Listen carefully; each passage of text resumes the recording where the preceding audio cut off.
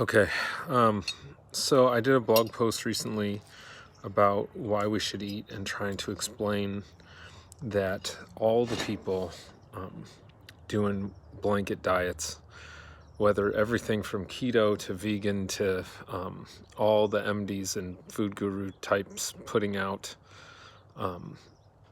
one-size-fits-all diets and protocols and plans,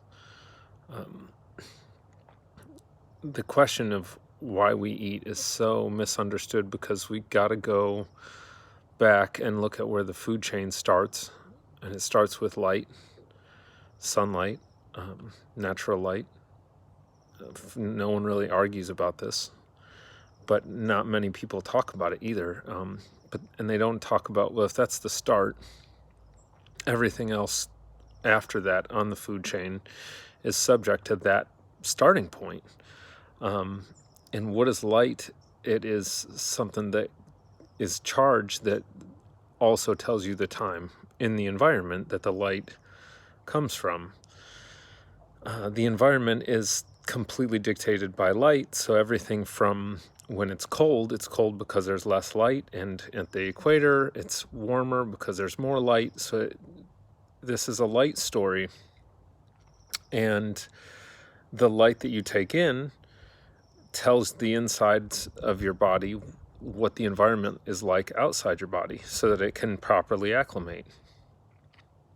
So if you take in the wrong light, that whole food chain is disrupted. So basically the light right now coming directly into my eye bypasses the entire food chain and goes straight into my brain. So I'm not saying you don't need to eat food. I'm saying that food is essentially the different cups and containers that light is held in. And imagine a bunch of people arguing over which cup to drink out of and never talking about whether the cup is full or not. It just seems so, it seems so strange for me because it's taken me so long to kind of have this make sense in terms of time. And then realizing that if I'm indoors under fake light, I'm essentially an Eskimo, meaning I'm somebody, or an Inuit, sorry, if that's politically incorrect. The Inuits ate the way they did because they were in a low light environment, so they had to make better use of their mitochondria, which is the energy kind of engine of the cell that people need in order to power everything in your body. So when you're inside, you're essentially an Inuit. And that's why if you live a life inside, regardless of what your environment outside is, if your doors and windows are shut and your walls are up, you don't get the outside environment. So it's of no use to you.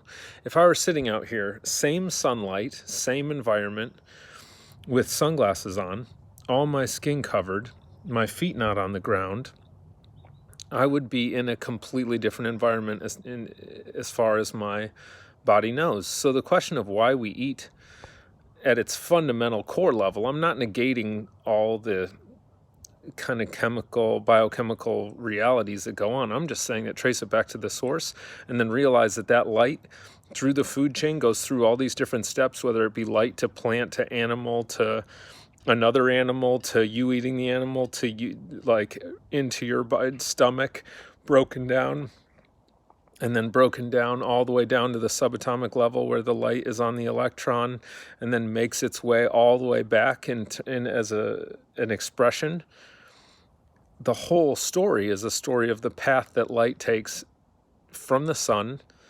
The gift you get for being the pathway for light is life. And it tells you what time it is while it goes through you. I keep telling people, like, a dead body and a living body are the same chemicals. So the big difference is, what is the difference? Well, one contains light and one doesn't. If you know that, the game changes. The sunglasses go away. The food that you eat just becomes, well, what cup do I want to drink my light out of? And the question then becomes, where am I and what time is it? People understand the idea of having a cup of coffee first thing in the morning versus last thing at night changes the effects. Well, the cup of coffee didn't change. The time was different. So let's now make that same analogy with exercising under like blue light in a gym versus exercising outside under natural light. The exercise doesn't have to change. The question is, the light is telling you what time it is in the same way that the actual clock is telling you what time it is when you drink the coffee. Because light and time are the same thing. Daylight is time. That's how we dictate cycles, our light cycles. If you know, light cycles are time, and time is light, and then food just becomes a container for light. The whole question of what to eat changes, because what's the rest of my light environment?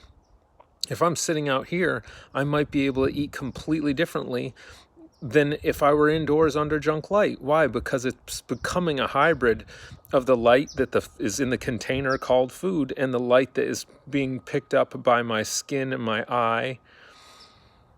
The whole now every diet book you've ever read just seems ridiculous because it's as specific. It's not even local seasonal, because a person in the same town, in the same house, like one person might work outdoors in the sun with their skin exposed, and the other person might work a night shift under junk light with their circadian rhythms being time completely jacked or disconnected from natural time.